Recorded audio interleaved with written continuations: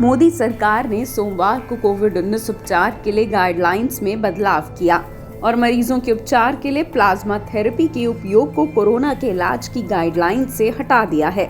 सरकार ने पाया है कि कोविड-19 मरीजों के उपचार में प्लाज्मा थेरेपी गंभीर बीमारी को दूर करने और मौत के मामलों को कम करने में फायदेमंद साबित नहीं हुई। कई रिसर्च में ये सामने आया है कि कॉन्वल्सेंट प्लाज्मा थेरेपी से कोविड-19 मरीजों के इलाज में कोई फायदा नहीं होता है। इसके बाद सरकार ने कोविड-19 ट्रीटमेंट की गाइडलाइंस में बदलाव किया है। केंद्र सरकार के प्लाज्मा थेरेपी को कोविड-19 मरीजों के उपचार में से हटाने को लेकर मेडिकल एक्सपर्ट डॉक्टर एसपी ब्योत्रा ने क्या कहा, आइए जानते हैं। देखिए, ये तो ठीक ही एग्जैक्टली है।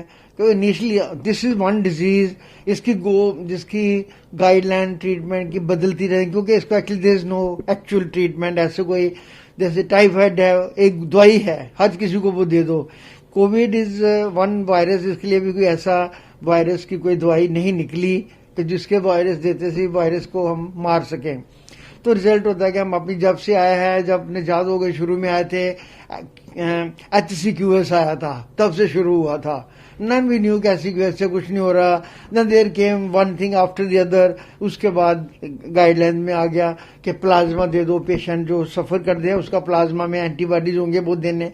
लेकिन इतने पिछले एक साल से इतनी सारी काफी स्टडीज हुई हैं, इंटरनेशनल स्टडीज हुई हैं हमारे कंट्री में। ICMR ने कंडक्ट करी है, ऑल इंडिया इंस्टीट्यूट में, और भी कई इंस्टीट्यूशन कर रहे हैं। एंड उनने ऐसा, उनका जो कंक्लूजन है कि जिनको प्लाज्मा दिया भी गया है थेरेपी, तो उनको कोई ज्यादा डिफरेंस नहीं है, मॉर्टेलिटी में, डिजीज प्रोसेस में ज्यादा फर्क नहीं पड़ा है।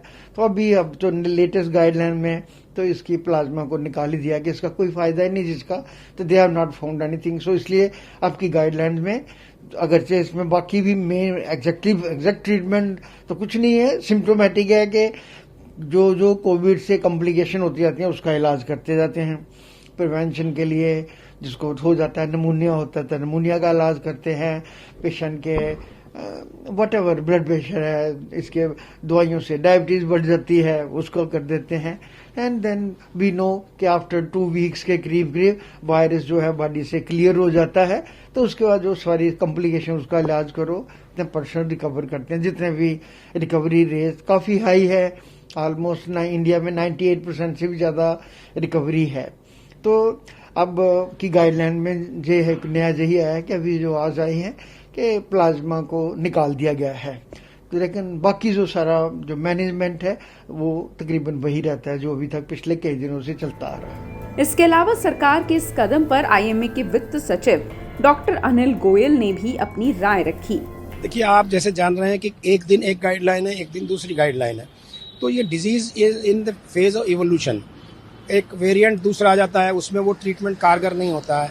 तो ये जो सिर्फ एक गाइडलाइंस है कि हाँ आज की डेट में ऐसा है, कल ऐसा था कि उसका ऑफ लेबल यूज था, तो we have a considered opinion कि जितने भी अभी ये ट्रीटमेंट है, चाहे वो रेमडेसिविर, टोसिलिजुमैब वो एक्सपेरिमेंटल है, ऐसे प्लाज्मा ऑफ लेबल है। अगर क्लिनिशियन को लगता है कि मॉडरेट डिजीज में ऑक्सीजन सैचुरेशन कम है और ऑक्सीजन की रिक्वायरमेंट पेशेंट को प्लाज्मा देने से कम होती है, तो क्लिनिशियन में यूज इट।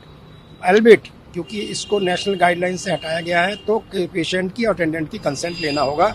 ये IMA का व्यू पॉइंट है। कोविड-19 के लिए गठित राष्ट्रीय कार्यबल ICMR के पिछली सप्ताह हुई बैठक के दौरान सभी सदस्य प्लाज्मा थेरेपी को कोरोना के इलाज की गाइडलाइन से हटाने पर सहमत हुए थे, जिसके बाद सरकार का ये निर्णय सामने आया है। प्लाज्मा थेरेपी को कोविड-19 मरीजों के उपचार में प्रभावी नहीं पाया गया है। इसमें सभी सदस्यों ने प्लाज्मा थेरेपी को अप्रभावी बताते हुए इसे गाइडलाइन से हटाने को कहा गया। आपको बता दें, देश भर में कई ऐसे मामले सामने आए जिसमें कोरोना मरीजों को प्लाज्मा थेरेपी के बाद भी बचाया नहीं जा सका।